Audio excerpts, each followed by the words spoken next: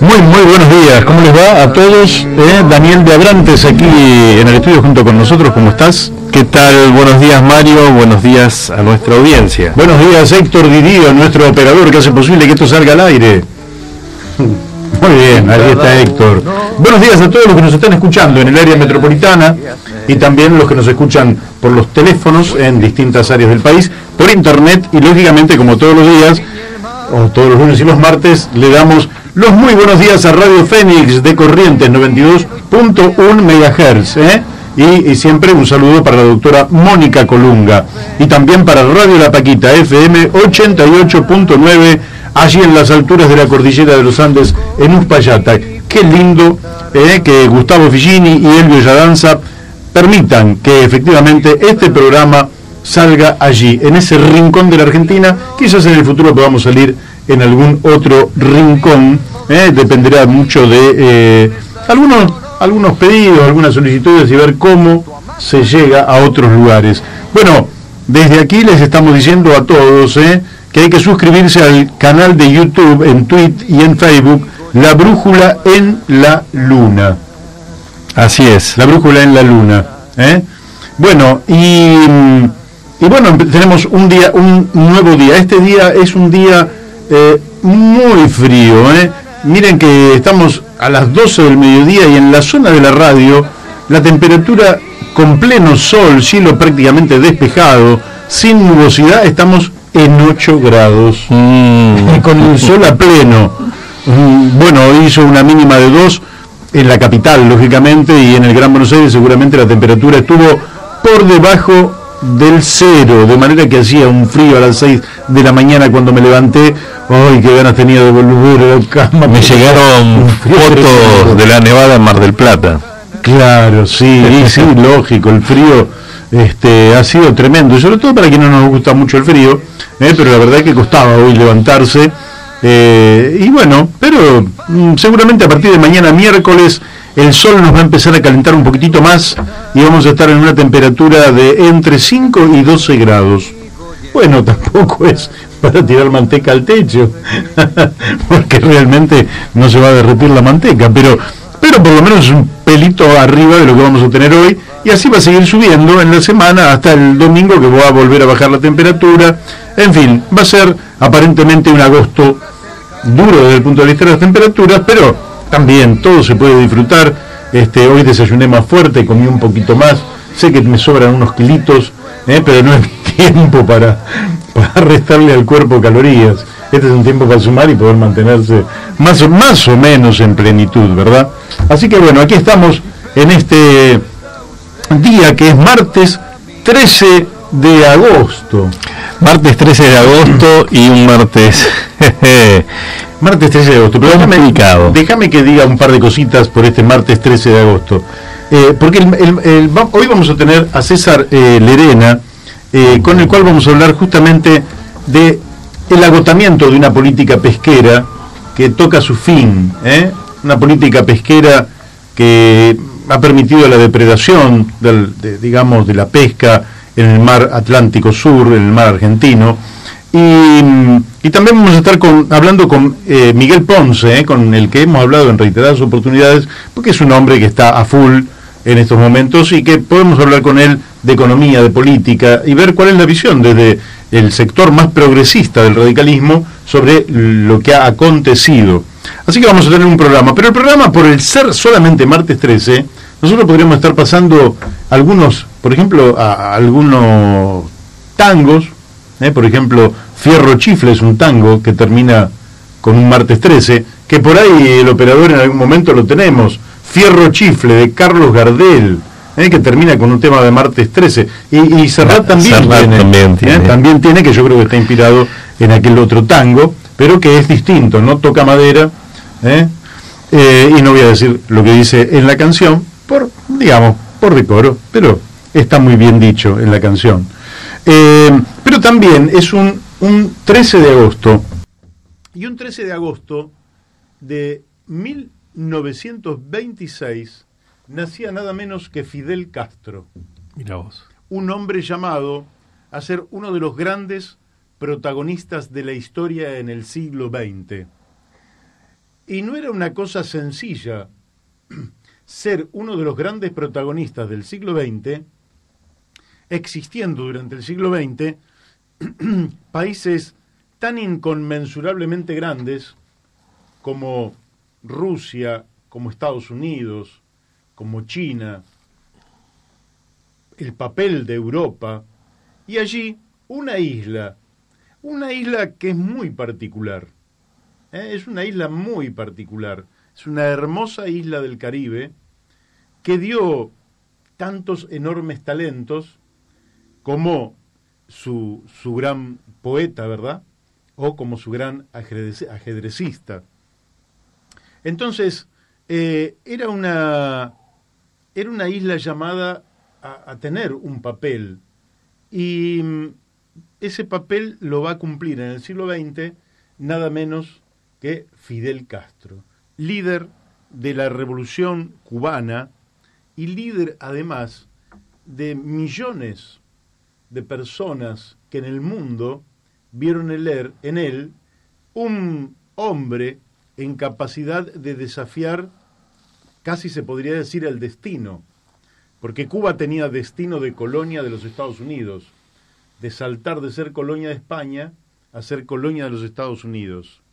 Pero el pueblo cubano, primero con sus héroes de la independencia, con Céspedes y básicamente con José Martí, iba a mostrar una rebeldía que difícilmente iba a ser doblegada, ese espíritu de independencia, de soberanía y de libertad.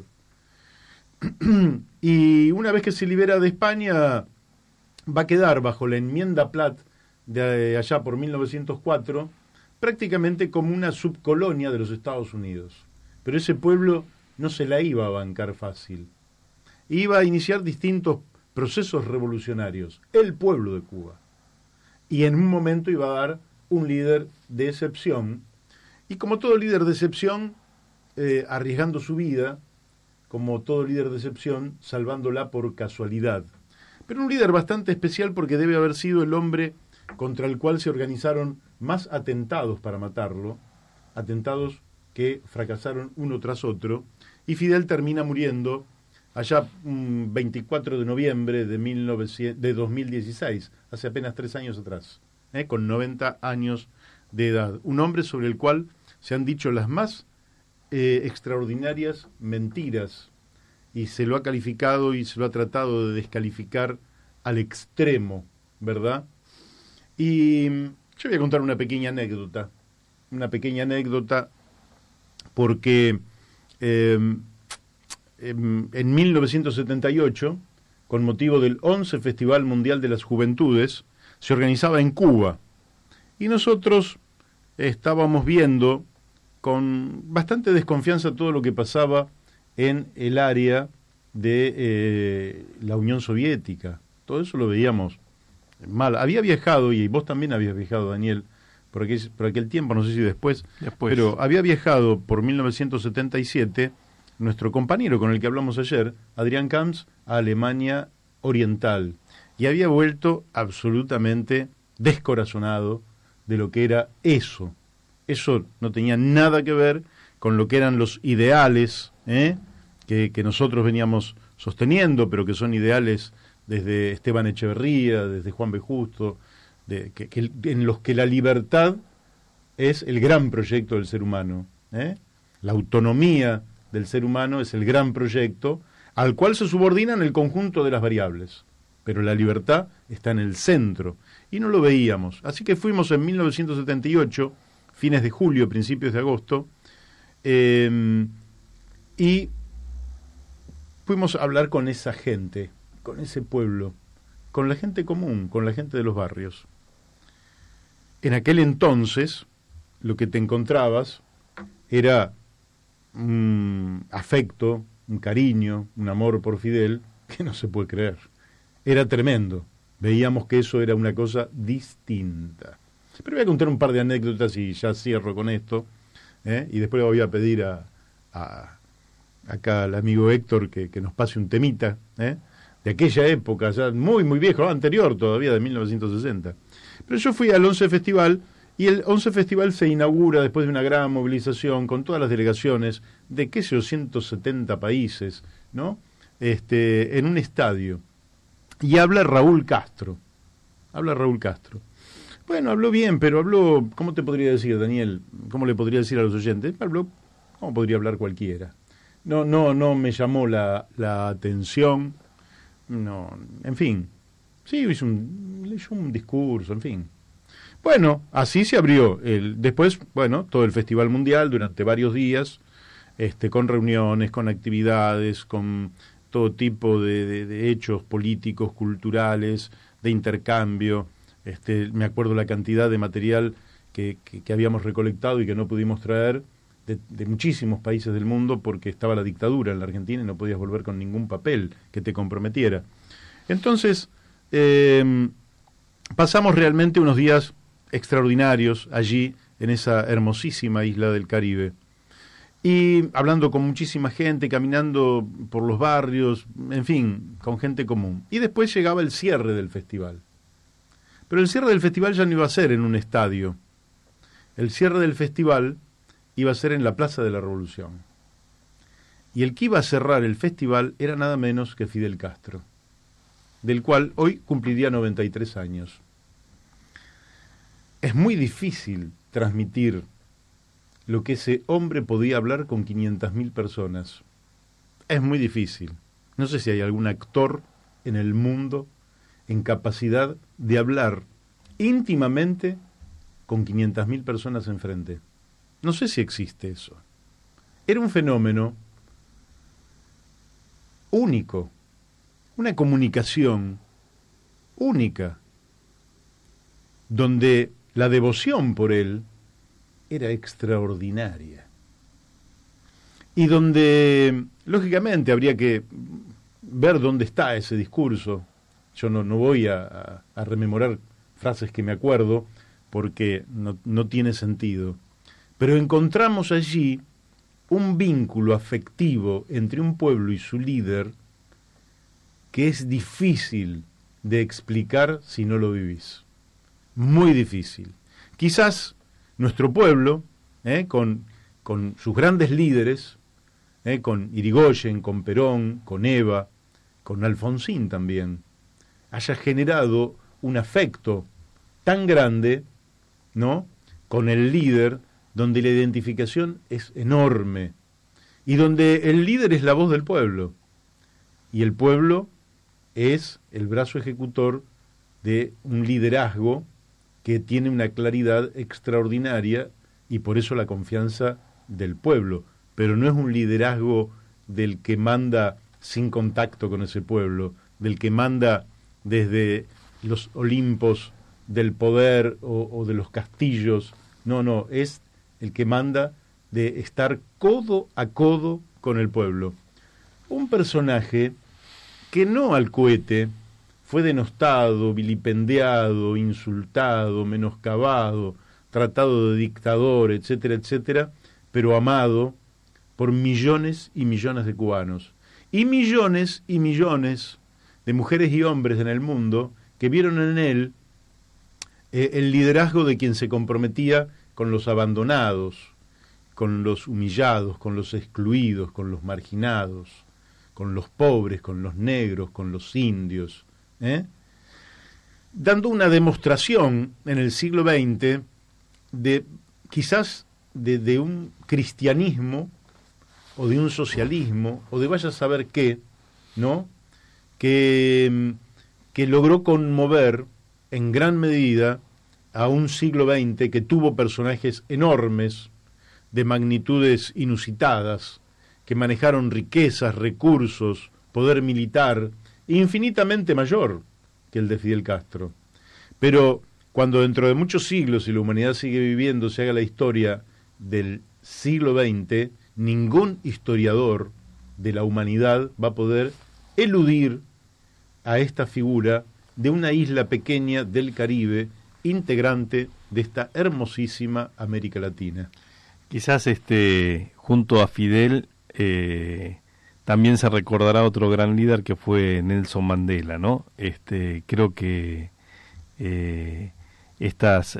cuando los liderazgos populares emergen con esa calidad y con esa fuerza, trascienden todos los límites de sus propias fronteras y se transforman en patrimonio de la humanidad en alguna medida. Y en gran medida, ¿eh? Y bueno, Mandela era amigo también de Fidel, cosa que muchos quieren omitir, ¿eh?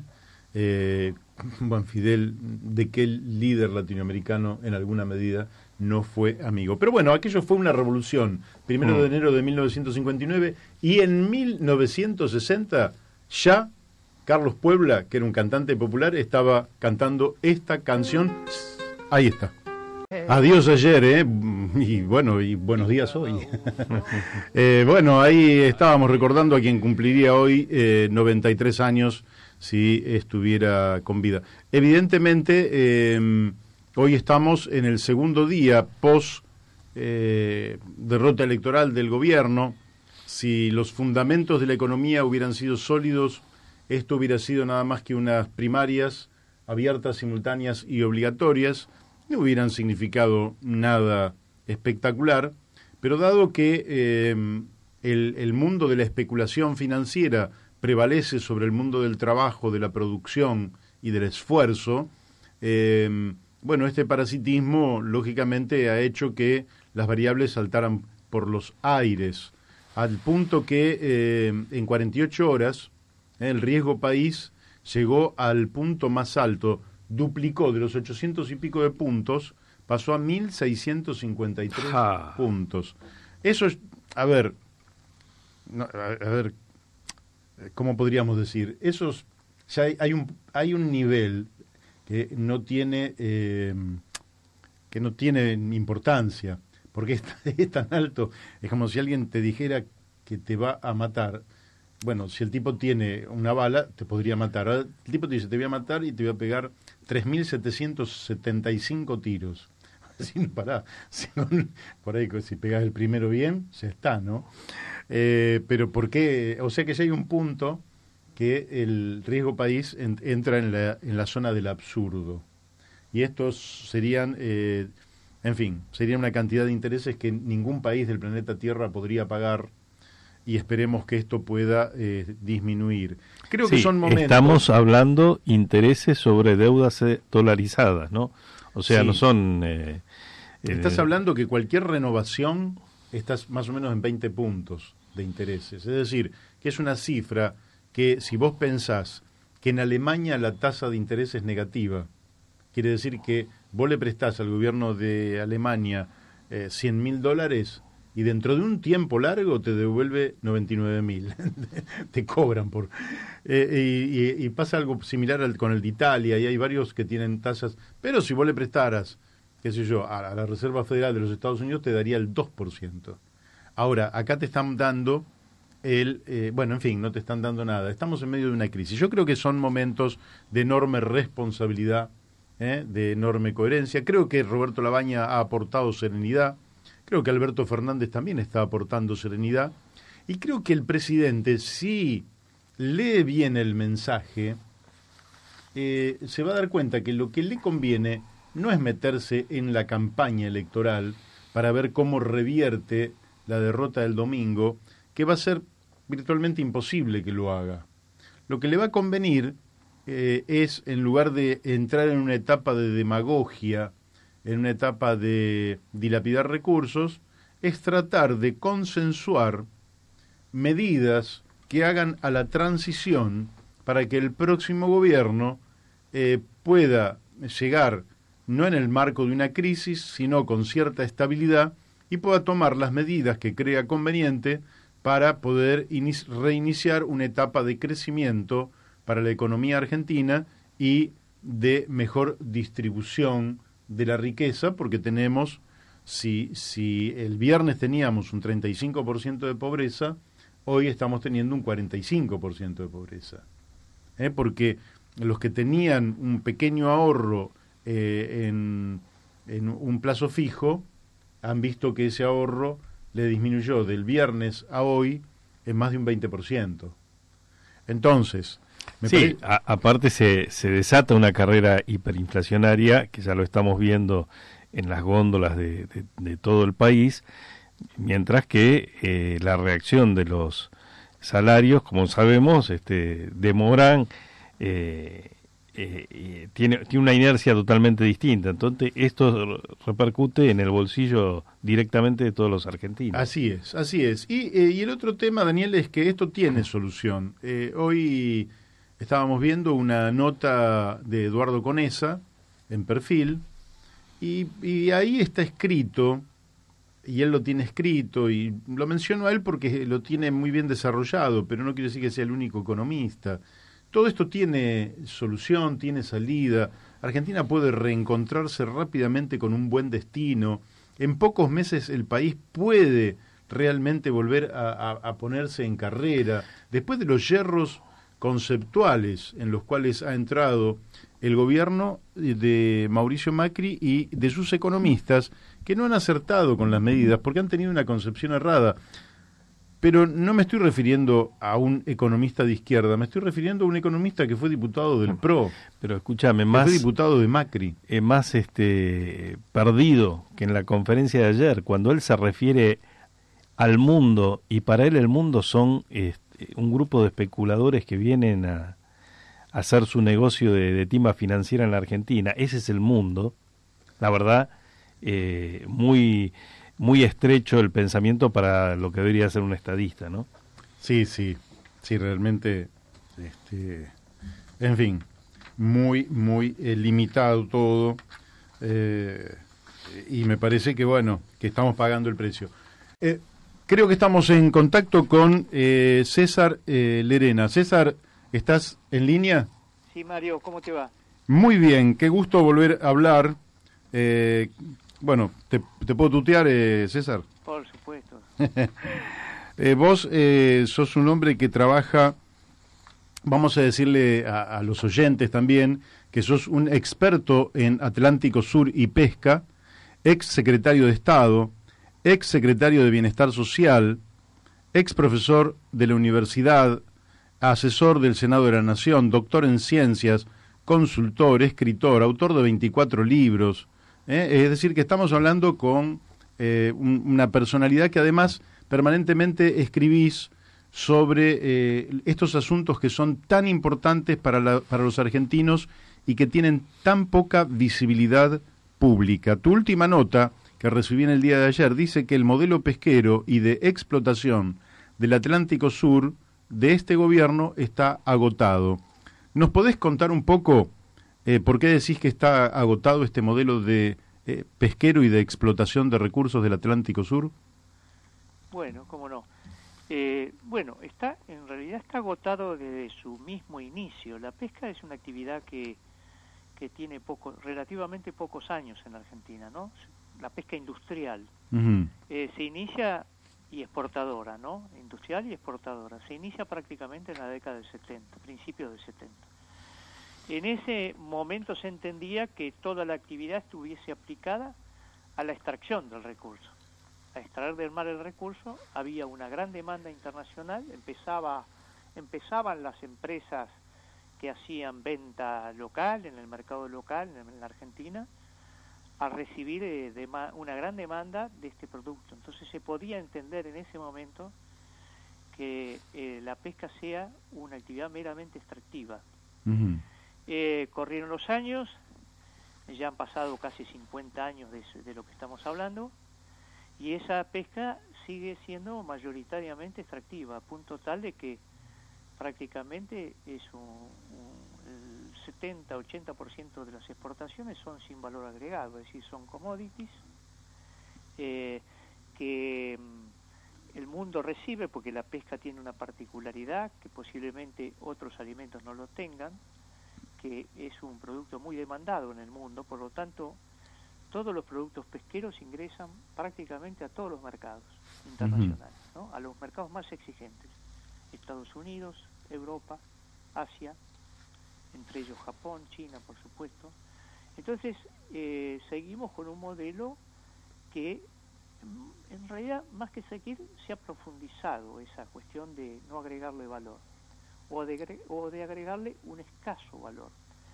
Y esto se nota precisamente en la reducción del empleo. Claro.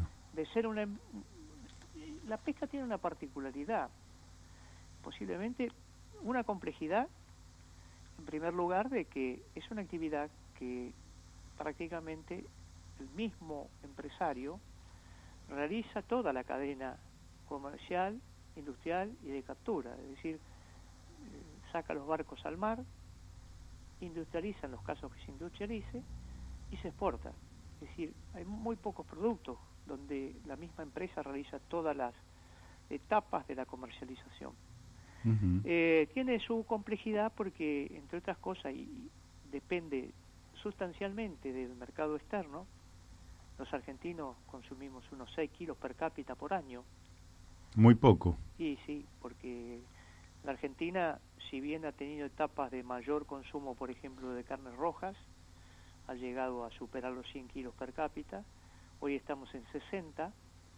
Ha crecido mucho el consumo de pollo y también el de cerdo, pero no ha habido una política de conocimiento de este producto que tiene características excepcionales desde el punto de vista sanitario y alimentario, ¿no? Y nutricional. Sí. Porque tiene, no me voy a meter en este tema muy a fondo, pero tiene proteínas de primer nivel, aminoácidos esenciales, y tiene la particularidad de tener grasas insaturadas, con lo cual actúa muy bien sobre las cuestiones relativas a la circulación, el colesterol, etcétera. Por eso, de ahí que frente a las enfermedades muchas veces se recomienda el consumo de mayor pescado. Pero lo cierto es que viene bien que lo digas porque tenemos que promover el consumo de pescado. Y sí, aparte que realmente si la Argentina consumiese pescado, la Argentina está exportando, para que la gente sepa, unos 2.000 millones de dólares anuales de pescados. Uh-huh. Por supuesto que, como dije anteriormente, se refiere fundamentalmente a productos con bajo valor agregado, ¿no? Sí. Pero para que nos demos una idea, estamos ya hace más de 10 años por encima de las carnes rojas de exportación. Uh-huh. Pero ¿qué pasa? Esto en sí mismo parece muy importante, es una gran desventaja, porque la Argentina, al exportar commodities, lo que está haciendo es proveerle de materias primas a los países desarrollados, quien luego la procesan, ocupan mano de obra y comercializan a valores que desde la materia prima original al comercio final hay que multiplicarlo más o menos por unas 7 veces. Amigo. Imaginémonos entonces nosotros si en lugar de estar exportando ese producto lo estuviésemos consumiendo en el mercado interno. Tendríamos dos ventajas. La primera, que no dependeríamos tanto de los precios internacionales. Claro. Y la segunda es que prácticamente triplicaríamos el valor de estas exportaciones. Uh-huh. Y esto, triplicar el valor, supone inmediatamente que la producción nacional se industrializara en un 100% en la Argentina y luego se comercializara directamente a las góndolas, es decir, tanto a nivel internacional. Es un trabajo que la Argentina ha hecho muy mal, ha dependido en gran medida del esfuerzo por ahí privado de algún empresario, pero como país colectivamente no ha hecho nada. Uh-huh. Esto me recuerda el reciente acuerdo firmado con la Unión Europea. Sí. Si la Argentina va a seguir exportando commodities, el único beneficiario obviamente va a ser la Unión Europea.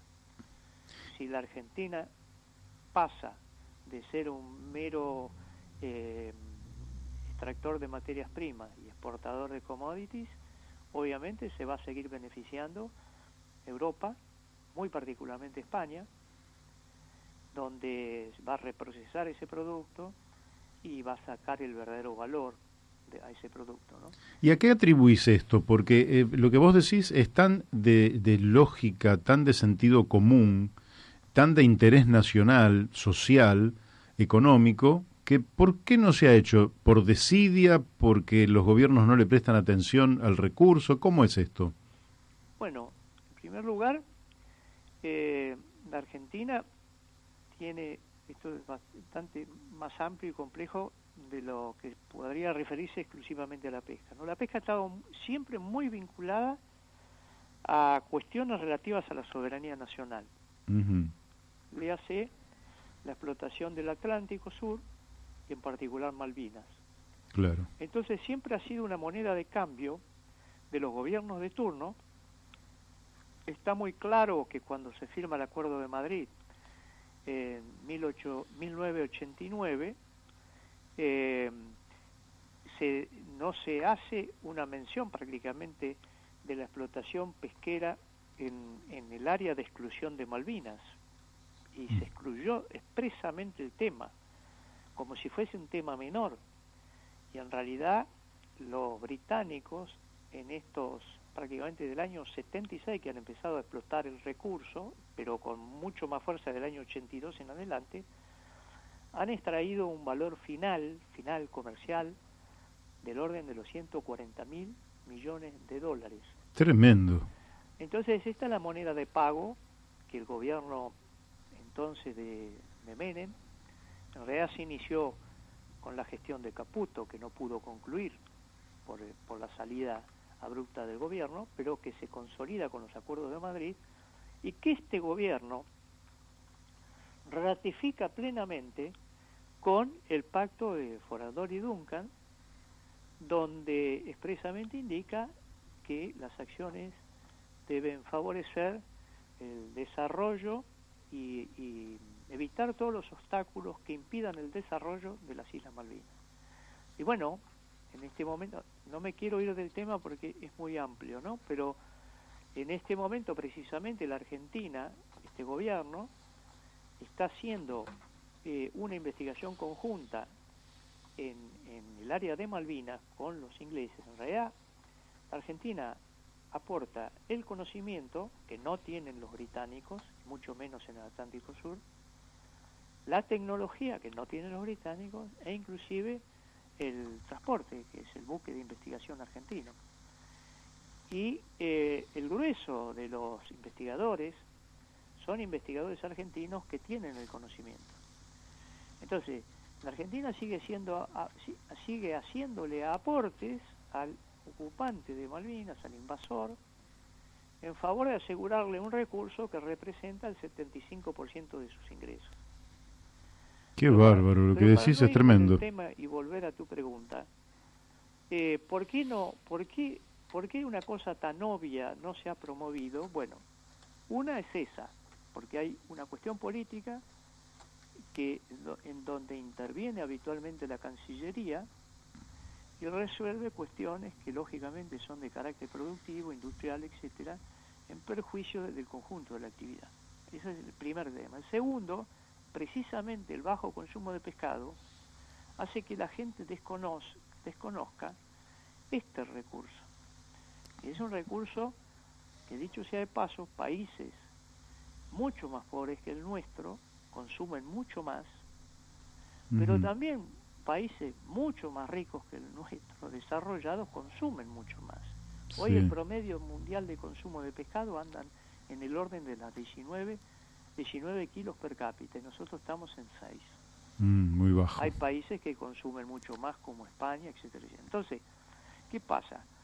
Aquí se dio la dicotomía durante años de, bajo un criterio supuestamente tecnológico, había que, y de calidad, que no es así, es absolutamente falso eso, había que comprar buques congeladores y procesar a bordo, procesar muy ligeramente a bordo, escasamente a bordo, y eso significa, digamos, dejar de lado todo el proceso que habitualmente la Argentina ha hecho en tierra, claro, mayoritariamente en Mar del Plata, pero también ha servido para radicar poblaciones e industrias en todo el litoral marítimo, en particular ciudades que ha contribuido al gran desarrollo y al sostenimiento de esas poblaciones y al bienestar de esas poblaciones.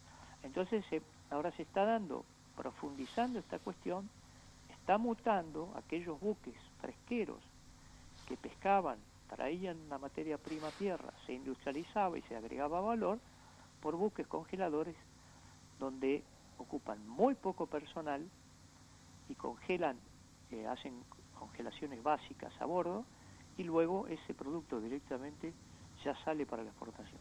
¿Y hay controles sobre esa exportación? Bueno, hay controles absolutamente cuestionados, permanentemente cuestionados, ¿no? Uh-huh. Sobre todo porque las especies en Argentina, a partir de la sanción de la ley de pesca en el año 1998, que yo creo que es otra cuestión que ha contribuido precisamente a este modelo perimido, se cuantificó la captura. Eso ha contribuido también a concentrar la explotación en pocas empresas y en perjuicio de las pequeñas y medianas empresas, que muchas veces no tienen acceso al recurso y dependen de estas grandes empresas para hacerse del recurso y poder industrializarlo. Entonces, lo que se ha hecho es profundizar justamente este modelo que genera desempleo, que genera falta de erradicación industrial en tierra.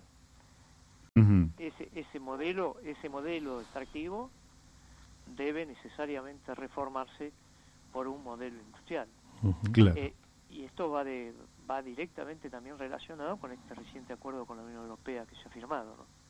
Donde volvemos al rol de colonia, digamos, es decir, que somos proveedores de materias primas, que es un recurso que ellos no tienen, y todo lo que es la manufactura del mismo se la quedan ellos. ¿Eso sería? Y sí, en términos generales sí, y esto, lógicamente, uno puede ver en la actualidad y hace unos cuantos años en la zona económica exclusiva argentina, muchos buques extranjeros, grandes congeladores, que precisamente vienen a hacerse de esa materia prima. Uh-huh. Entonces nosotros no podemos seguir entendiendo como natural ese tipo de captura extractiva con escaso valor agregado, y tenemos que fortalecer nuestra industria en procura de agregar valor y consecuentemente empleo y todos los insumos que implica ello, ¿no? Sí, sí. Daniel de Abrantes te quiere hacer una consulta. Sí, cómo no. ¿Qué tal, César? Buen día. ¿Qué tal, Daniel? Dos cosas. Una, estaba comentando recién en el intervalo que le escuché decir al dirigente francés Mélenchon que en el año, creo que fue en el 2014, si mal no recuerdo, fue el año que la humanidad empezó a consumir más pescado de piscicultura que de captura natural, y que esto marcaba un punto de inflexión dentro de los muchos puntos de inflexión que se están dando en el entorno y en el cuidado del ambiente, ¿no? Sí. Entonces, la Argentina tiene, además de un recurso extraordinario, la posibilidad de acceder al recurso natural, que tiene un valor muy superior al recurso, digamos, cultivado, que es que tiene un montón de contraindicaciones, y que todo indica que esto se transforma en un activo que cada vez va a valer más. ¿Es así? Sí, sí.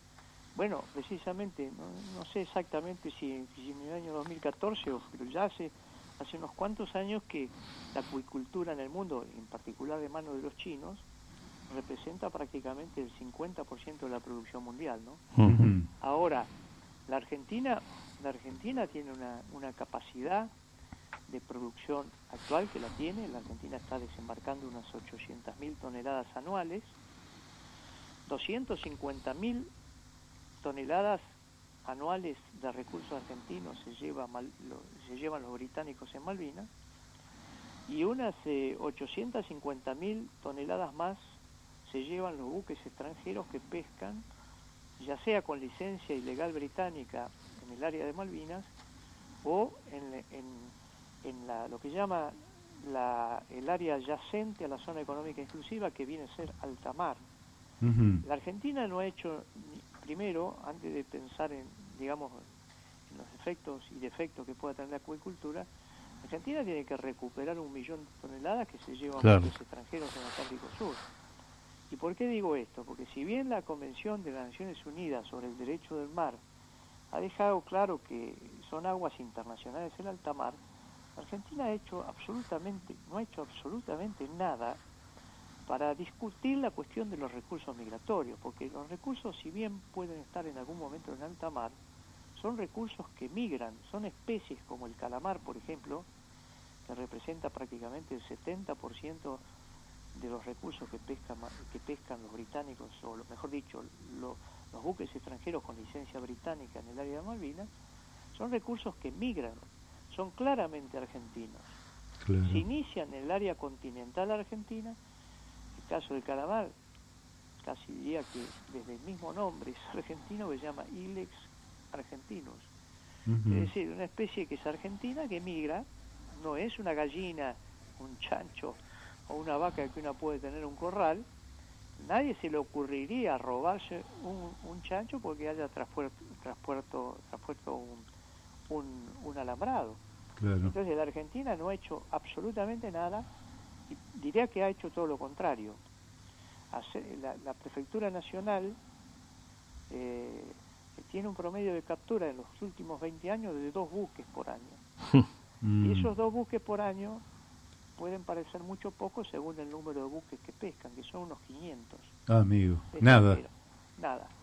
Entonces, tampoco digo con esto que tenga la responsabilidad de prefectura. Digo que no se dan las políticas, ni los instrumentos, ni los recursos para que la prefectura actúe en consecuencia.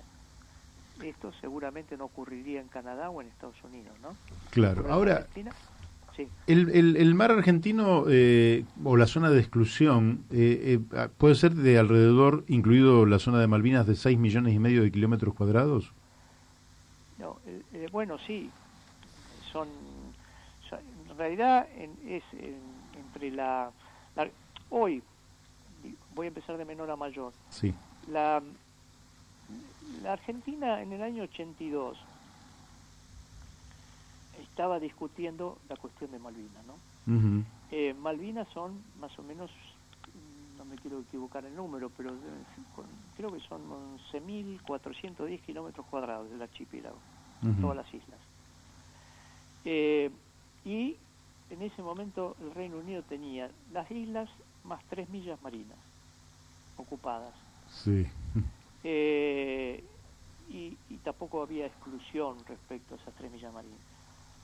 A partir de una serie de medidas erróneas que empiezan con el gobierno de Alfonsín y siguen en forma correlativa por todos los gobiernos, que se agravan notoriamente en este gobierno,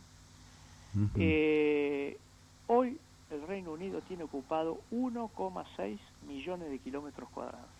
Tremendo. De un territorio, salvando los aspectos afectivos de Malvinas y los daños personales, los muertos, los heridos, etcétera, la guerra que nos duele, salvando eso, la isla en sí misma es un territorio bastante agreste, donde hay muy pocos recursos para desarrollarlo en el campo de la agricultura, de la ganadería, etcétera. Sin embargo, ese 1.600.000 kilómetros cuadrados que tiene que tiene ocupado el Reino Unido es un territorio absolutamente rico, económicamente, tanto por el petróleo, por los minerales y por supuesto por la pesca, ¿no? Entonces, verdad que esta cuestión no se ha visibilizado lo suficiente, o mejor dicho, no ha habido vocación de los gobiernos de visibilizarlo, porque remiten generalmente a la cuestión Malvinas, que es, por supuesto, importantísima, pero mucho más importante empezar a hablar de Atlántico Sur, donde hay recursos económicos importantes que superan largamente a muchos de los territorios continentales argentinos. Sabés, César, que Mario tuvo la iniciativa hace unos años atrás de mandar a hacer el mapa de la Argentina con en escala 1:1, digamos, con la Antártida en la misma escala que el continente, la parte continental, como está en el Instituto Geográfico. Como está en el Instituto Geográfico, y el mar argentino que actualmente nos corresponde, Y esa imagen es una imagen que sorprende a mucha gente, porque no hay conciencia ni de que somos un país bicontinental, ni de la extensión que tiene nuestro mar territorial. Yo creo que en las escuelas debería haber toda una transformación de los mapas argentinos, ¿sí? Para que empiecen a mostrar lo que la Argentina es en realidad. ¿No pensás que por ahí también hay un punto importante, porque la gente no tiene la más mínima conciencia de esto que estamos hablando? Sí, efectivamente, lo que estás diciendo es así, y podría ampliar con algunas cuestiones más. Por empezar, la Convención de las Naciones Unidas sobre el derecho del mar refiere a países ribereños, lo cual es un término totalmente equivocado para mí, porque da la sensación de que uno está mirando el mar desde la costa. Y en realidad, y es como que no está integrado al continente esa parte marítima, ¿no? Claro. El mismo color celeste queda muy simpático, pero no incorpora al territorio nacional el mar. Lo que me coincido absolutamente, el mapa ya no se puede seguir mostrando como se muestra, hay que mostrar inclusive la cuestión de la plataforma continental, que también es una de las pocas políticas, claro, que el Estado ha llevado con éxito, porque a través de los gobiernos, eso se inicia con el gobierno, en la época del gobierno de Menem, y se termina, las Naciones Unidas terminan reconociendo la presentación argentina de la plataforma continental al principio de este gobierno. Entonces, una política de Estado que ha continuado, y ahí se hizo un trabajo importantísimo que permite no recuperar en su totalidad, porque hay una zona importante que está en discusión con Gran Bretaña, pero que permite reconocer como propios 1.700.000 kilómetros cuadrados de plataforma continental. Entonces, de esos creo que, no me acuerdo exactamente el número, pero son 300 y pico de mil kilómetros cuadrados que han quedado consolidados, y los demás están en disputa con Gran Bretaña. A mí me parece que ese mapa ya debiera ser una exigencia en todas las escuelas, el mapa integrado, así como se planteó el mapa bioceánico en algún momento. Ese mapa tiene que buscarse la forma inclusive de integrar el mar al continente. César, la última pregunta, porque es el tiempo se nos acerca a la una, y la verdad que ha sido un gusto, y merecería que le dedicáramos, si algún día venís por Buenos Aires, las 2 horas del programa. Pero hoy te quiero hacer la última. La Armada Argentina, ¿en qué situación está? Se perdió el submarino San Juan hace un año y pico. Da la impresión de un estado de abandono, de una subvaloración de una herramienta que es la Armada, que hace al ejercicio de la soberanía en esta área estratégica. ¿Cómo está la situación? ¿Qué sabes vos al respecto? Bueno, ahí hay dos temas, ¿no? Que está muy confuso el tema del accionar de la prefectura y el accionar de la Armada. Se supone que la prefectura debiera actuar hasta las 12 millas, ¿no? Y la Armada de ahí en adelante, hasta las 200, donde corresponda. Lo cierto es que la que tiene capacidad de alguna manera, no la capacidad que uno espera, sino algo de capacidad, es la prefectura, y de ahí que la prefectura aparezca controlando o deteniendo en algún caso algún buque extranjero que está en el límite de la zona económica exclusiva, ¿no? Pero si queremos, lógicamente, si tenemos algún... Porque hago una síntesis muy apretada, para otro día lo hablamos con más detalle, sí. Pero nosotros, los argentinos, con el descarte solamente, se descartan 300.000 toneladas por año. Con eso se podrían comer más o menos un millón de niños y adolescentes por día. Qué bárbaro. Y ese millón de toneladas que estamos perdiendo, no es una cuestión de buena voluntad, hay que tener presencia de control de la Armada y la prefectura. Y obviamente no tienen la capacidad de fuego, y no digo que tengan que tirar, pero la presencia es necesaria para tener un control del territorio, ¿no? Así es. Bueno, César, se nos acerca la 1 y no podemos prolongar esta conversación, pero te agradecemos muchísimo. Al contrario, Mario, gracias a ustedes por difundir estos temas que son complejos, ¿no? Son complejos, pero son tan necesarios, y yo creo que hay una motivación, porque nosotros hemos difundido que íbamos a hablar contigo sobre este tema, y la respuesta que tenemos de la gente, hay muchos argentinos que están preocupados por esta situación, y creo que unido a Malvinas hay una emoción también que nos vincula al tema, y lógicamente me parece que hay que seguir desarrollándolo. Yo con todo gusto a la difusión de ustedes, Mario. Bueno. Un abrazo a todos y gracias por la difusión. No, gracias a vos, César. Gracias. Hasta siempre. Chao, César. Un abrazo. Bueno, hemos hablado con César Augusto Lerena, experto en el Atlántico Sur y pesca. Vamos a la tanda y después seguimos con la brújula. Bueno, seguimos aquí en la brújula, sorprendidos por todo lo que está pasando después de las primarias del día domingo. Unas primarias donde no se preveía que pasara nada extraordinario, porque en definitiva se entiende que son las primarias al interior de las fuerzas políticas que se van a presentar a elecciones, con una paradoja, que virtualmente nadie tiene competidor. Entonces, la obligatoriedad de las PASO es lo que lleva, aunque haya un solo candidato y por tanto no compita contra nadie, haya primarias. Esta obligatoriedad fue discutida en su momento en el Congreso de la Nación. A mí me tocó participar de esta discusión. Nosotros no le veíamos el sentido. Esta ley se inició con Fernando de la Rúa en el año 2000. No voy a contar la historia de esta ley, pero hemos participado de muchas reuniones en el Senado, en diputados. Finalmente la obligatoriedad salió de la ley y después la ley fue suspendida, derogada, y en el año 2009 fue reinstalada como obligatoria. Pero virtualmente se empezó a incumplir en el 2011 y es muy poco el efecto práctico que ha tenido esta ley. Pero el pueblo quiere ir a votar y quiere participar en las primarias.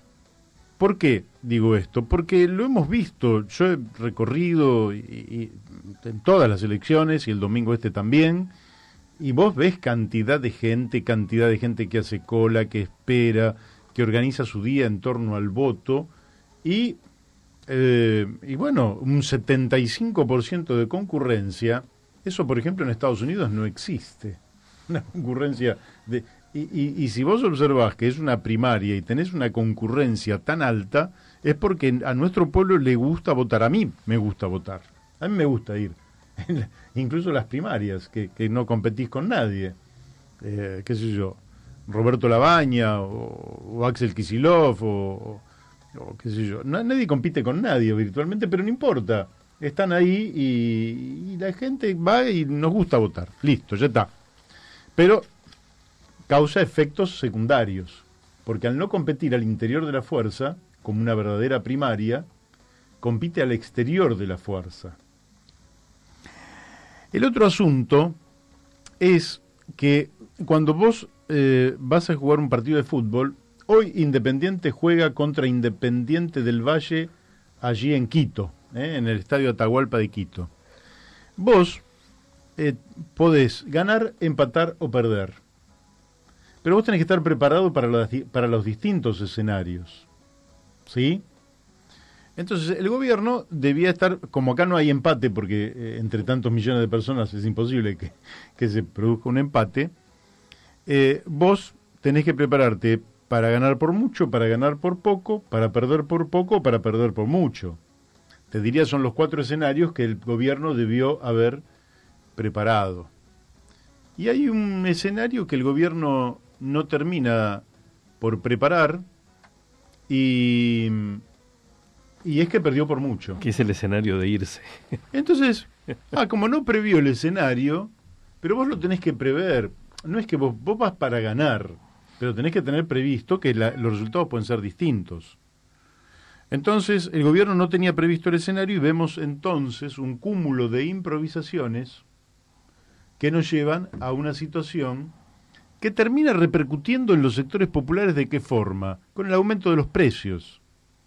Porque podemos hablar del tipo de cambio, de las tasas de interés, en fin, de maniobras especulativas, pero en el fondo le golpea al bolsillo del jubilado, al bolsillo del trabajador, al bolsillo del profesional, al bolsillo del pequeño comerciante, al bolsillo del pequeño industrial, a todos los bolsillos les pega brutalmente y también termina repercutiendo en los sectores más concentrados de la economía también. No nos vayamos a creer, ¿eh?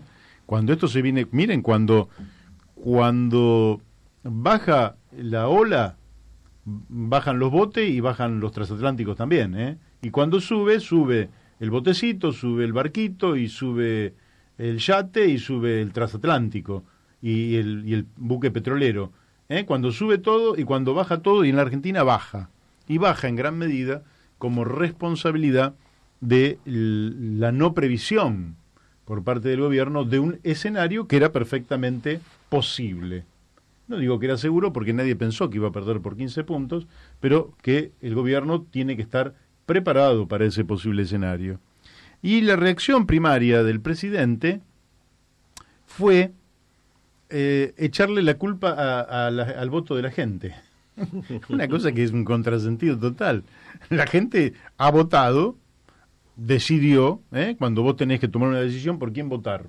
Bueno, lo pensás, lo meditas, ves lo que está pasando a tu alrededor, ves lo que está pasando con vos, ves la situación del país, y con una increíble calma, con una increíble tranquilidad, el 75% del electorado fue a votar, con una increíble tranquilidad.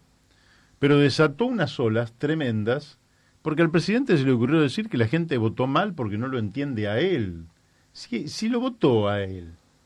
Y aparte la gente votó con absoluta racionalidad, porque el gobierno de él es un fracaso. No, si estamos en la mitad del río, la gente tiende a salir porque sabe que nos vamos a hundir en la mitad del río. Entonces, si el hombre te prometió en 2015 pobreza cero y aumentó la pobreza, te prometió bajar la inflación y la inflación aumentó, te prometió que iba a hacer una cantidad de obras que no se hicieron, te prometió la revolución de la alegría y estamos envueltos en la tristeza, te prometió una seguridad que no te puede cumplir. En fin, bueno, te tuvimos paciencia, cumplí tu mandato, respetemos la Constitución y andate. Es lo más lógico del mundo. Y lo que tiene que planificar Mauricio Macri, lo hemos dicho aquí en otra oportunidad, ya tendría que haber planificado su salida porque el fracaso era inexorable. Todos los datos de la realidad, no las encuestas, todos los datos de la realidad, que ya lo hemos mencionado en más de una oportunidad y por tanto no nos vamos a reiterar, indicaban que el gobierno iba a perder. No había dato de la realidad que indicara que el gobierno fuera a ganar, ninguno. Y ocurrió lo que era absolutamente previsible, la imprevisibilidad de una situación muy clara habla de la ceguera del propio gobierno, es decir, de la distancia entre el gobierno y la realidad, de la enajenación del gobierno con la sensibilidad del pueblo. Entonces, desde allí, el gobierno ha entrado en estas 48 horas que realmente han sido de desconcierto, de echarle la culpa a la gente, de decirle que el mundo no aceptaría un gobierno del kirchnerismo porque desconfía, de sembrar miedos, cuando exactamente lo que hay que hacer es todo lo contrario. Decir, qué excelente la Argentina que va a votar en tranquilidad, vota, hay recambio de gobierno y miren qué tranquilos que estamos. El presidente saliente le va a dar la banda presidencial al presidente entrante, y cuando este presidente entrante en 2023 probablemente termine su mandato, le dará la banda presidencial a una presidenta o a un presidente entrante, producto de una nueva elección. Y así la continuidad democrática va acrecentando su prestigio y va siendo un acto de absoluta tranquilidad en un marco de paz, como el que estamos viviendo. Entonces, esas son las precondiciones para el progreso de la Argentina, para resolver los grandes dilemas que tenemos, y no la confrontación entre nosotros. Yo cuando hablo del fracaso del gobierno, lo hago remitido a números concretos, pero no para agredir al presidente, ni a ninguno de sus ministros, ni a la fuerza política que conduce. No, al contrario. siempre desde el punto de vista personal, el mayor de los respetos, y siempre el trato cordial entre nosotros. La cordialidad es gratis y hace que vivamos mejor.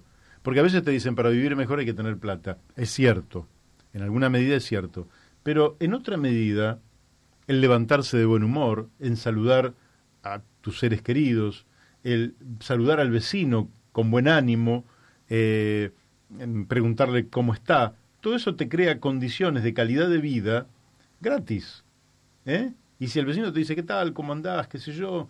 En fin, ya te predispone bien, porque los seres humanos somos reciprocadores. Si el otro nos sonríe, nosotros le sonreímos. Si nosotros le sonreímos, el otro nos sonríe. Pero si nosotros lo puteamos, el otro nos putea.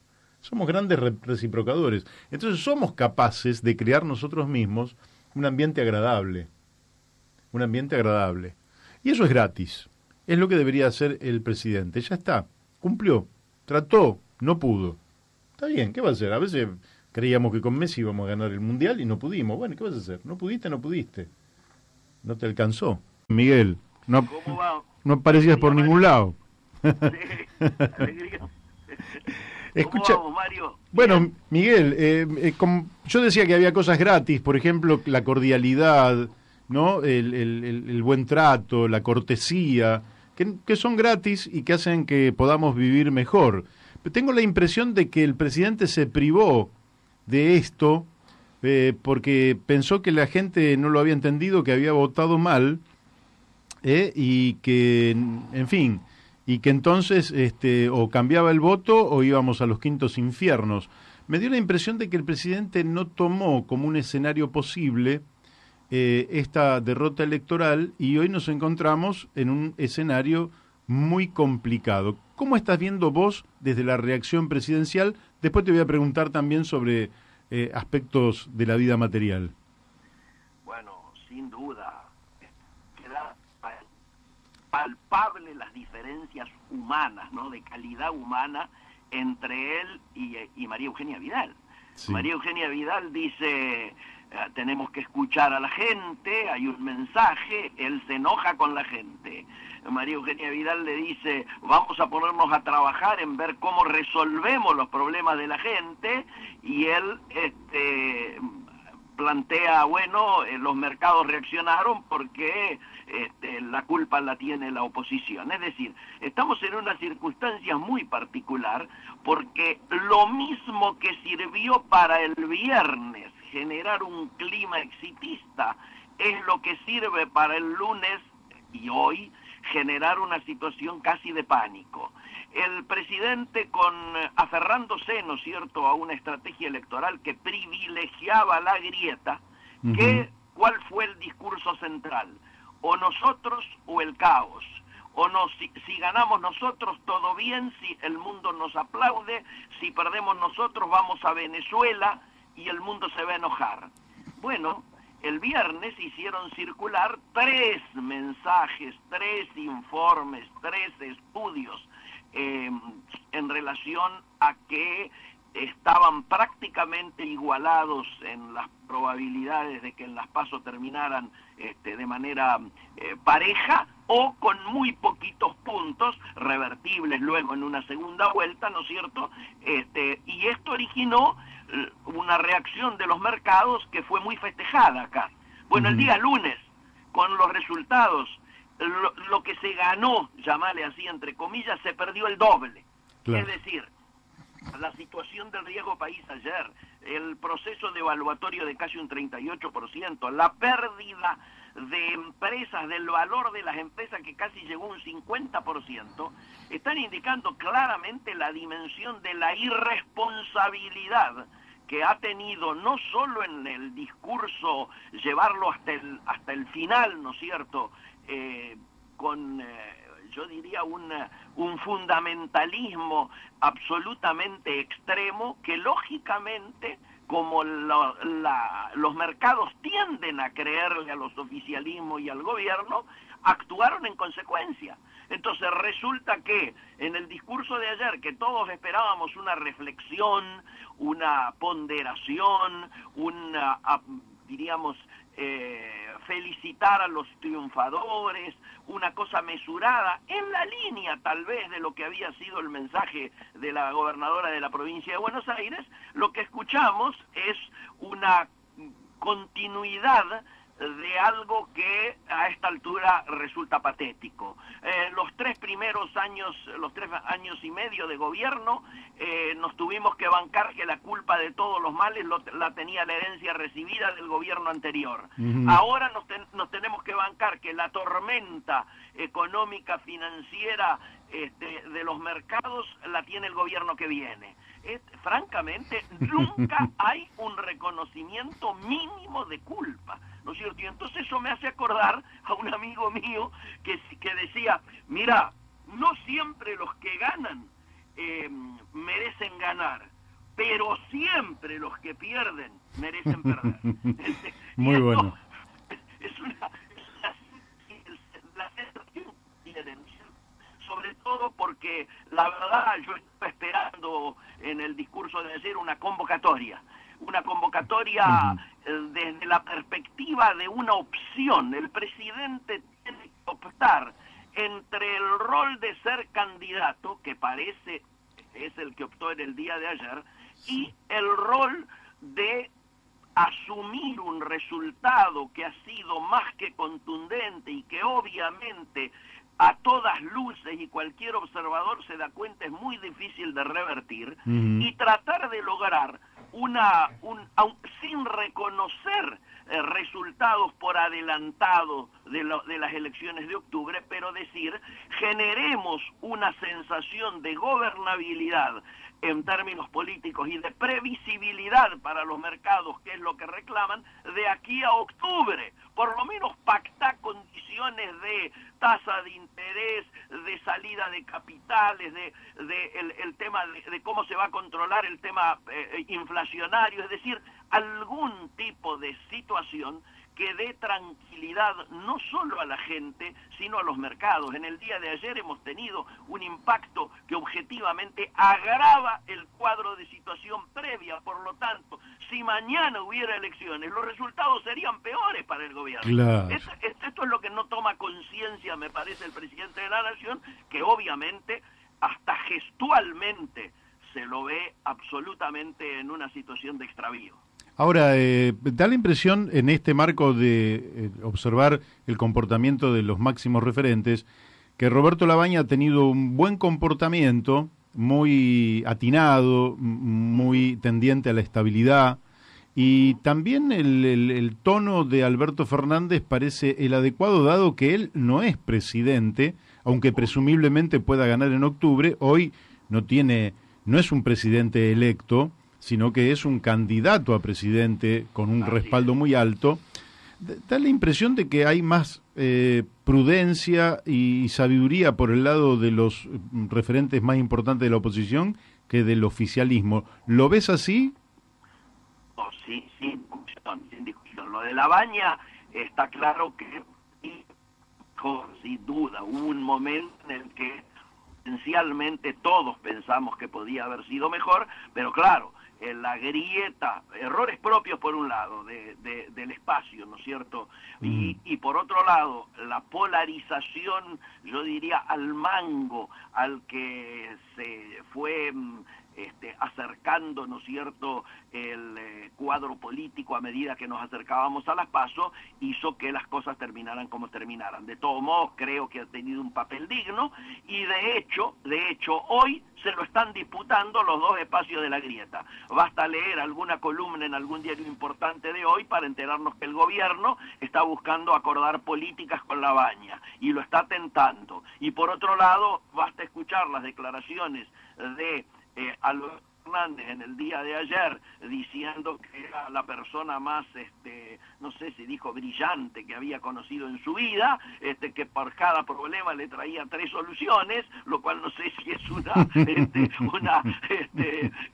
un elogio o un pifio, pero lo concreto es que se lo están disputando los dos espacios. Me parece que no conocerlo a Labaña. ¿Por qué digo esto? Porque Labaña desde el primer momento ha buscado no aparecer sumado a ninguno de los costados de la grieta, y si hoy se sumara a alguno, aparecería de alguna manera, no digo traicionando, pero en contradicción con su discurso hegemónico. Igualmente sí la Baña puede jugar un rol importante, que es sentarse con el gobierno y con la oposición ahora claramente más votada, ¿no es cierto?, para tratar de diseñar una política de aquí hasta octubre que lógicamente impida que hayamos vivido o que pueda plantear como que estamos terminando una situación de crisis como la que hemos vivido en estas últimas horas. Hay urgente que parar esto. Por otro lado, si bien yo coincido desde ya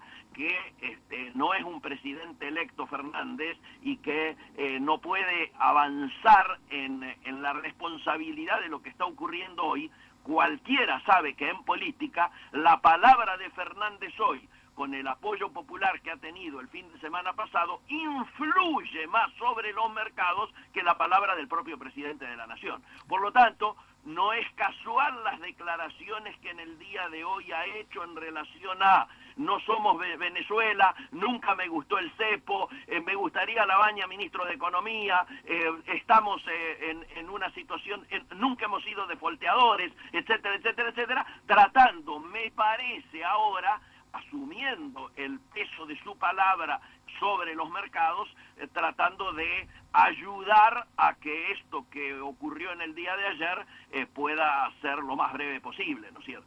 Ahora, ¿no pensás que...? De hecho, perdóname, empezaron a rebotar algunas bolsas, no a nivel de decir se recuperó todo lo de ayer, pero objetivamente hay una recuperación de las bolsas afuera, de las empresas argentinas afuera. ¿No pensás, por ejemplo, que ahora que viene el 17 de agosto y un homenaje a San Martín donde estuvieran los principales referentes de las distintas fuerzas y originaran una foto donde todos estuvieran más o menos unidos y que esa foto pudiera recorrer el mundo, ¿no le llevaría un poco de tranquilidad también a los mercados? Pero por supuesto que sí. Hace rato que no tenemos fotos de ese grado de sensatez que en otros lugares del mundo son naturales. ¿Qué hubiera ocurrido en Chile, por ejemplo, en una circunstancia parecida? Hubiera habido un desayuno entre el presidente que convoca elecciones y el candidato más votado.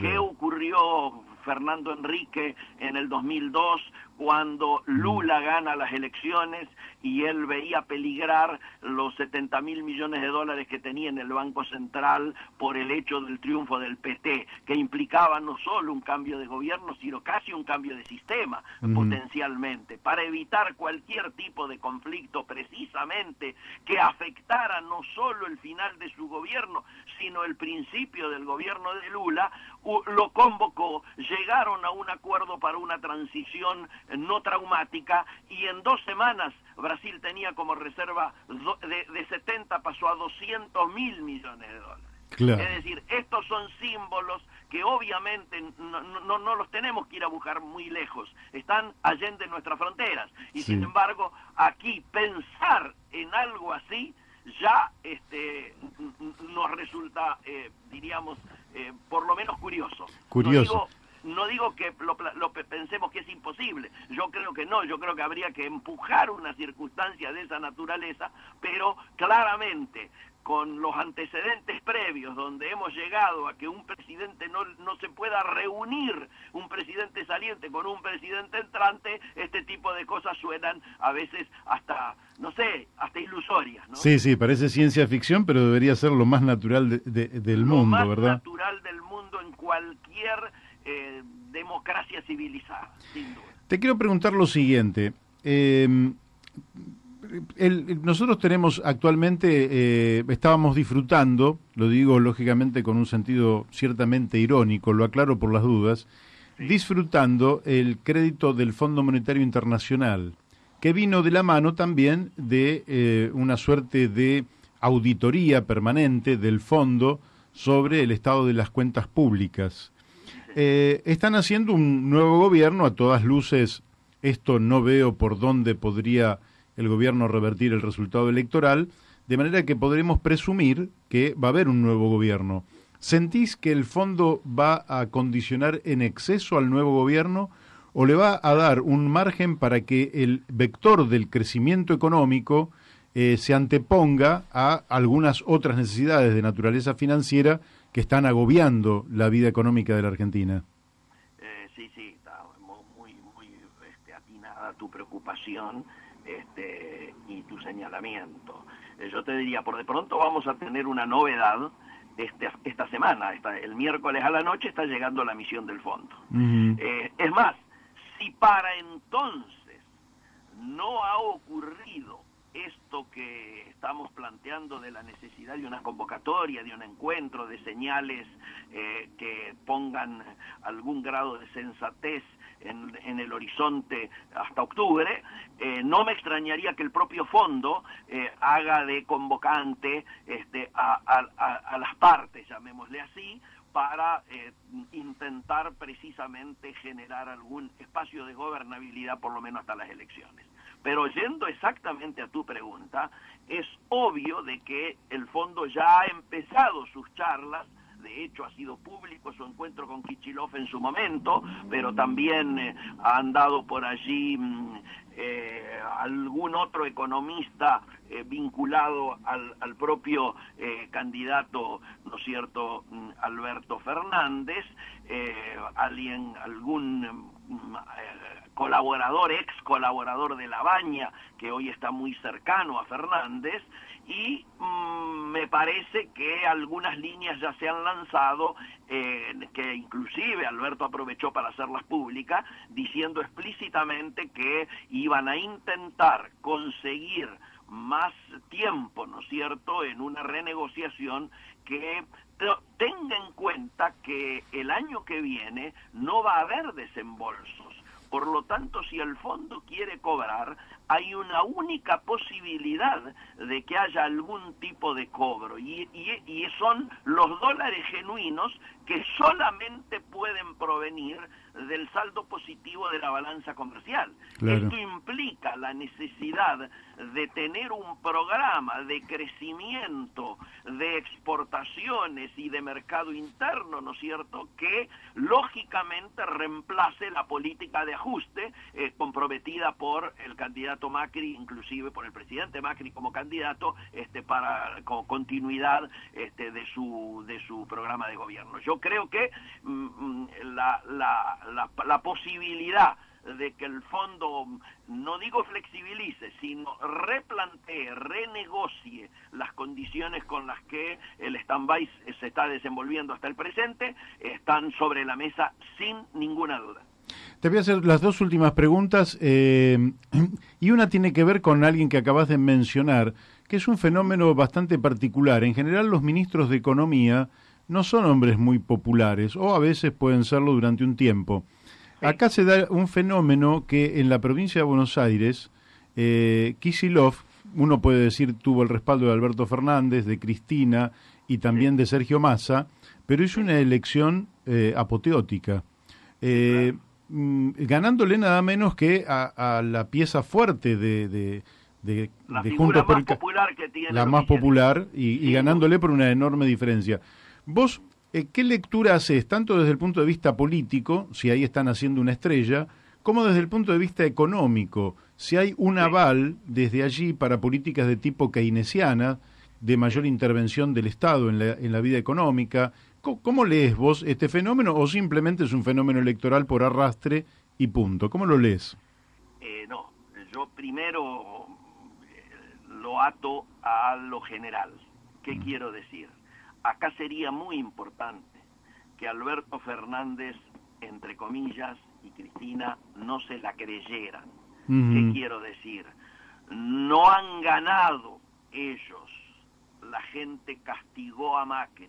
De la misma manera que hace 4 años Macri, que lamentablemente se la creyó, no se dio cuenta que no lo habían votado a él, habían votado contra el régimen kirchnerista anterior.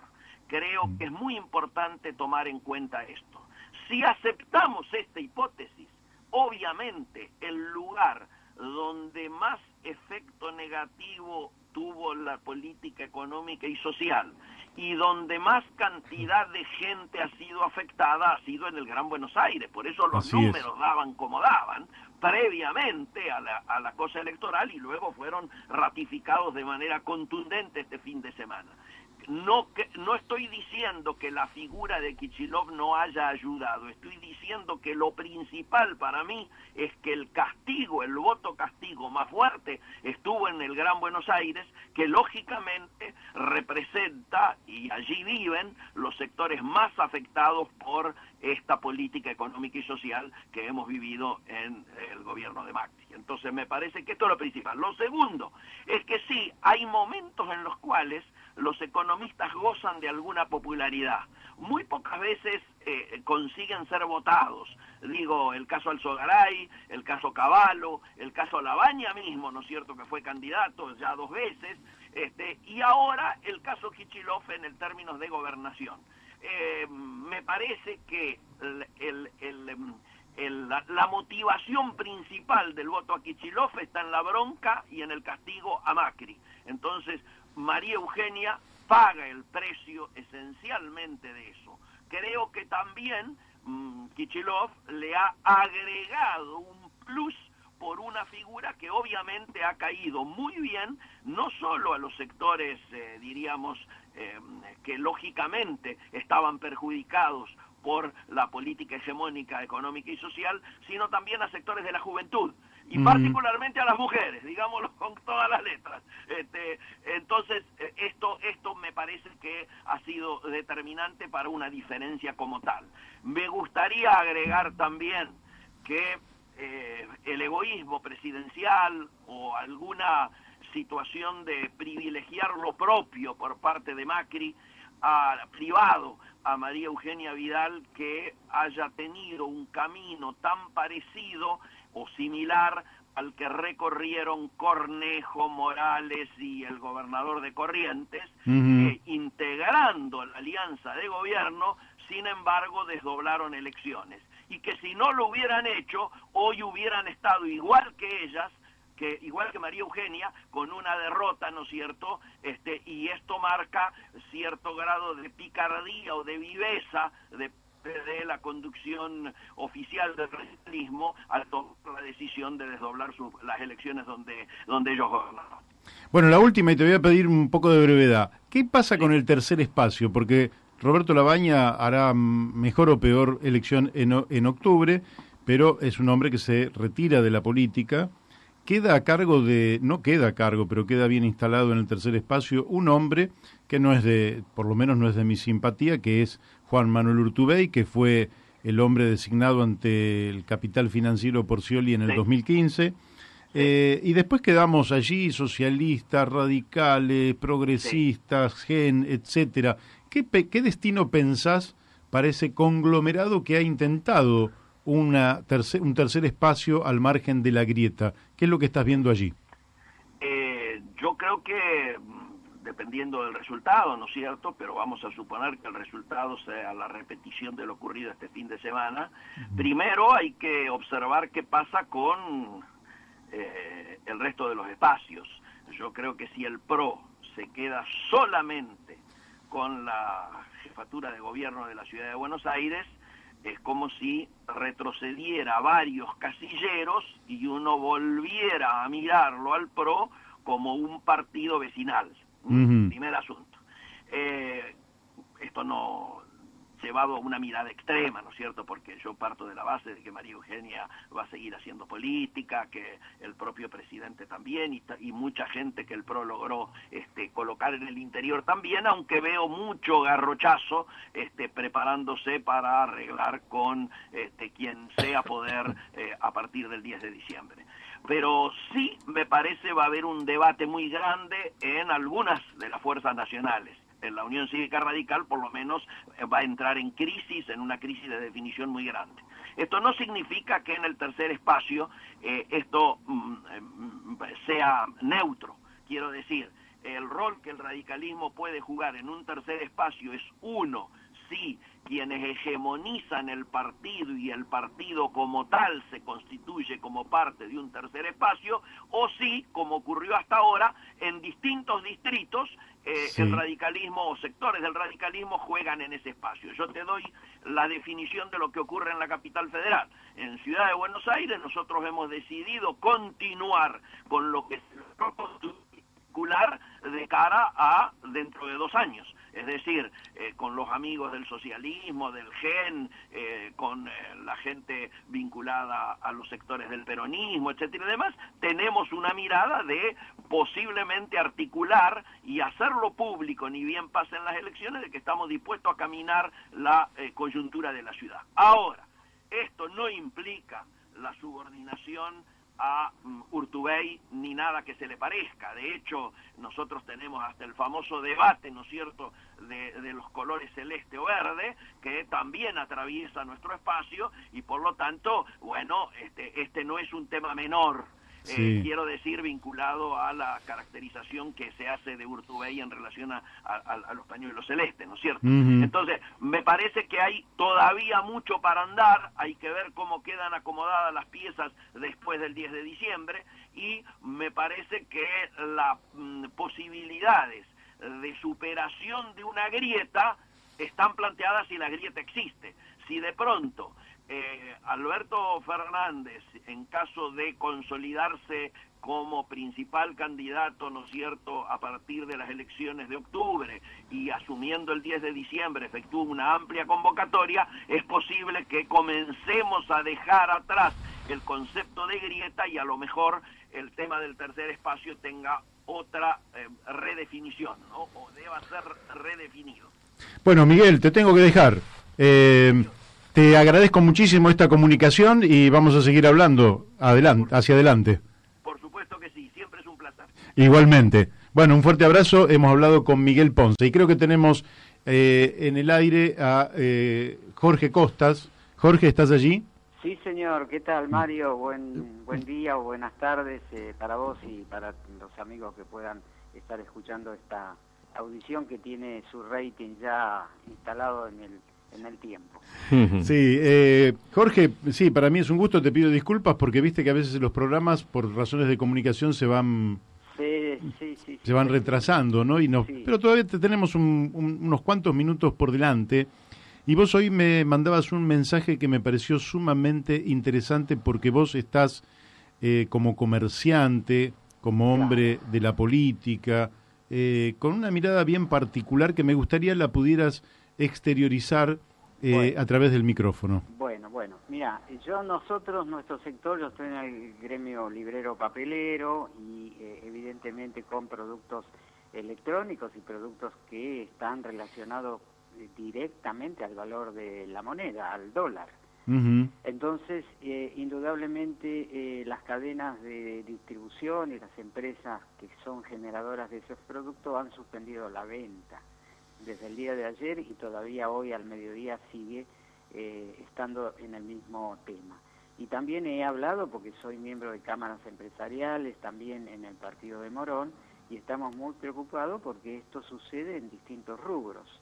Claro. En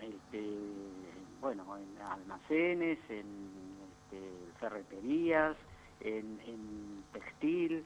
Esto es una gran preocupación por el motivo político-económico que no tiene ni siquiera en este momento, además del acto eleccionario que ratifica un cambio de rumbo, que lo pide, el voto expresado por el pueblo argentino en las distintas regiones muestra que se pide una consideración de esta política económica. Y lamentablemente no vemos esa reacción desde la economía que lleva adelante este gobierno, y lo cual es una grave falencia y una gran deuda que la política no ha podido construir, porque lo único que se ha alimentado ha sido una grieta. Esto no es un partido de fútbol, es la nación, nuestra querida nación, que todos venimos luchando y soñando por una justicia y que le dé posibilidades a cada uno. Así es. Ahora que producimos. lo que nos estás diciendo es que como empresario el sistema de precios está... bajo, lo que me estás diciendo es que desde el mundo... ahora te tomo más desde el punto de vista de lo empresarial. Sí. Me estás diciendo que el sistema de precios prácticamente está caído y por eso no hay operaciones comerciales. Seguro. Solo estamos trabajando con nuestro capital de trabajo y con una imposibilidad a ciencia cierta de saber cuándo vamos a tener certeza de los precios que vendemos. Claro. Te queda dos caminos.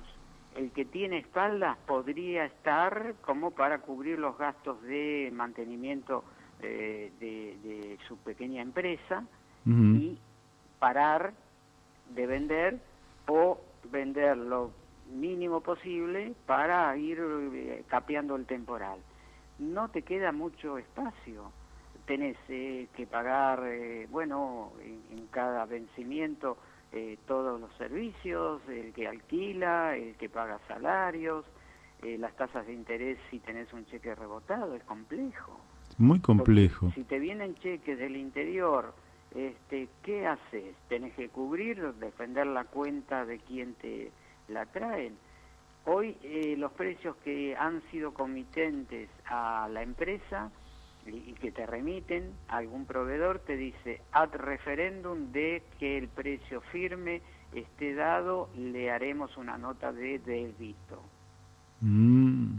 Entonces, y vos te estás recibiendo una mercadería, pero al referéndum del precio que quede la divisa fijada, y está sucediendo en todo el país. Yo creo que esto es algo que no se puede dejar de lado y se tiene que ver porque tienen que sentarse las dos puntas, las dos, espacios políticos, considerar extrema fragilidad que tenemos.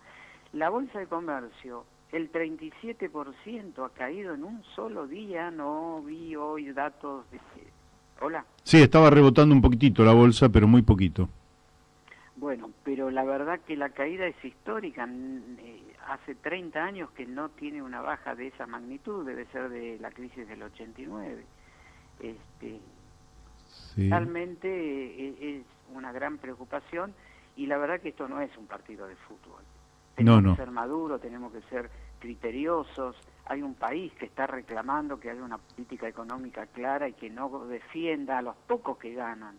Hay muy pocos ganadores en esta economía y somos muchos los perdedores, los que tenemos la familia, apostamos al país y a nuestra patria. ¿Cómo pensás que va a repercutir en la inflación? Porque el que vive de un sueldo, el jubilado que gana 11.000, 12.000 pesos, o el que es un asalariado que puede ganar 20, 30.000 pesos, a él le significa un recorte monumental sobre la base del aumento de los precios.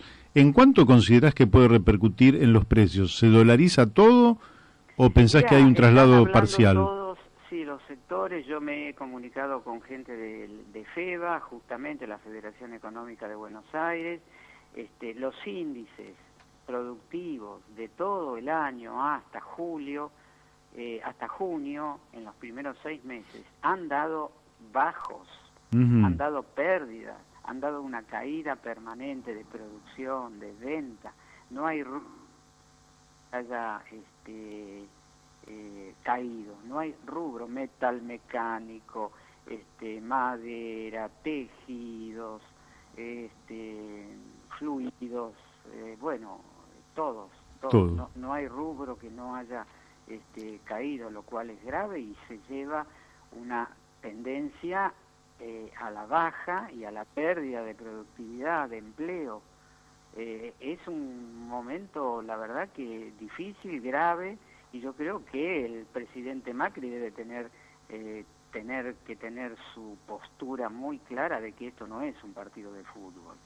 Realmente lamento que no le dé a la investidura de ser el presidente de todos los argentinos la característica muy clara y precisa que debe ser un conductor de los 44 millones de argentinos, no de un sector solo y únicamente. ¿No sentís, Jorge, estamos hablando con Jorge Costa, de acá de Aedo, es el hombre y la verdad que fue concejal, hombre del GEN, progresista, demócrata, la verdad que es un gusto hablar con Jorge. ¿No sentís que el presidente debería bajarse o sacarse el traje de candidato y ponerse solamente el traje de presidente para administrar la transición de la mejor manera, y que si la administra bien, en todo caso la gente también en octubre lo va a premiar, no para ganar, pero va para mantener el voto? Yo creo que sí, pero no sé si está bien asesorado o bien, digamos, haber rodeado por un núcleo que abra la apertura. Mira, nosotros yo creo que de modo inmediato tenemos que hablar de un nuevo encuentro social, pacto social, contrato social, como el que se hizo desde la Revolución Francesa. Yo creo que tenemos que sentarnos y acordar qué nación, qué país, porque no puede ser que tengamos recurrentemente cada 10 años una crisis. Yo nací en el 45 y la verdad que no recuerdo periodo democrático, digamos, continuo, como el que se instaló a partir de la presidencia de Raúl Alfonsín. Y deseo fervientemente y hondamente poder realmente hacer un encuentro de qué Argentina y qué país nos merecemos todo, por nuestros hijos, por las juventudes, llena de virtudes y necesidades que hoy están no satisfechas. Sí, estamos viviendo. A ver, espera que me está llamando la escribana. A ver, Bueno, si te parece, dejamos acá y nos volvemos a comunicar en otro momento, Jorge. Bueno. Y te agradezco muchísimo esta comunicación. Gracias, un fuerte abrazo. Gracias. Chau. Bueno, ahí está, la economía real, la de los vecinos, la de la gente común, la del pequeño emprendedor, la del comerciante, la de la gente que está vinculada al trabajo, a la producción. Qué mal que la estamos pasando. Qué mal. Y la verdad es que es tremendo a un pueblo que fue a votar el día domingo, que lo hizo en paz, en tranquilidad, con respeto. He visto a chicos ir a votar, he visto a abuelos grandes de más de 80 años bajar de un colectivo para ir a votar. Los he visto con mis ojos, he visto el comportamiento ejemplar en las filas, en un acto eleccionario que era realmente extraordinario. Los efectos no deseados que ha traído por incapacidad de la dirigencia. La dirigencia, los que tienen o tenemos alguna responsabilidad, debemos hacernos cargo de estas cosas, porque lo que ocurrió, que era totalmente previsible, que era totalmente atendible, y que además, incluso como posibilidad, tenías que tener un escenario de derrota, lo que hubiera merecido era muy sencillo. El señor presidente tenía que haberle agradecido a todos los candidatos que participaron en la elección, empezando por los que sacaron menos, el 0,12% de Romero Feris, o lo que sacó José Luis Esper, o lo que sacó Gómez Centurión, o lo que sacó Nicolás del Caño, y haber también felicitado a Roberto Labaña, a Alberto Fernández, y decir, bueno, muchachos, ha pasado la elección, ahora lo que tenemos que lograr es la estabilidad necesaria para que nuestro pueblo no sufra, para que no sufran los niños, para que no sufran los abuelos, para que no sufran los que están desempleados, para los que no sufran los que están al día. Los que llegaban al día 30 ahora no van a llegar al día 30, los que llegaban al día 15 van a llegar al día 8 o 9. Es decir, esto es lo que había que evitar. La responsabilidad de los dirigentes es estar al servicio de satisfacer las necesidades del pueblo para una vida digna, para una vida plena, y no lo que a veces vemos, que es una lucha por el poder insensata.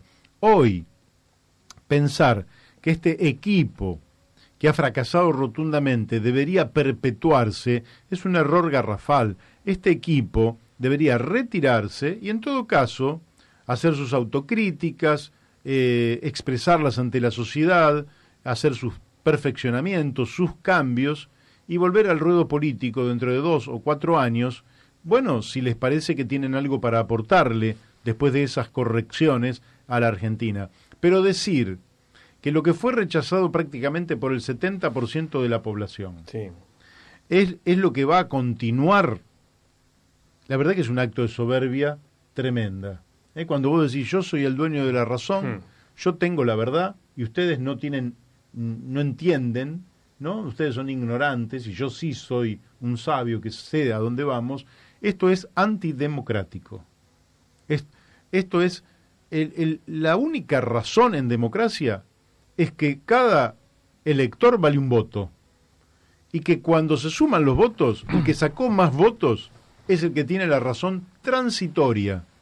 Es una razón que se la damos para que pueda gestionar durante 4 años, y nada más.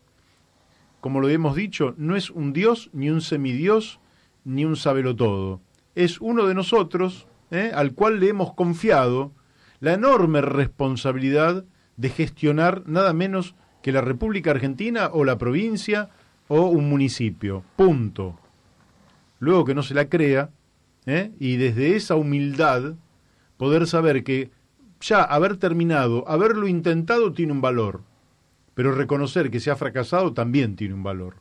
Y el no reconocerlo va en detrimento de quien ejerce el poder, que es lamentablemente lo que estamos viendo en estos momentos. La falta de autocrítica y de valoración de lo que es la voluntad soberana del pueblo, que lo ha expresado en forma contundente. Quiere un cambio, y ese cambio es irreversible. Ese cambio va a venir con la elección del 27 de octubre y probablemente no haya balotaje en la Argentina.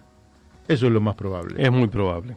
Así que, bueno, estamos cerrando este día con todas las reflexiones del caso, después de este domingo de paso, y hemos tenido un lunes, mamita, un lunes negro, y un martes que es gris oscuro. Vamos a ver si con el paso de los días se va aclarando y vamos reencontrando la buena senda que siempre se busca en democracia para algo que es tan sencillo como el bien común, como el bienestar general, para que todos podamos vivir y disfrutar de la única vida que tenemos, disfrutar cada uno de los únicos días que tenemos para vivir. Bueno, nos volvemos a encontrar el lunes que viene aquí en La Brújula por Radio La Luna AM 1140.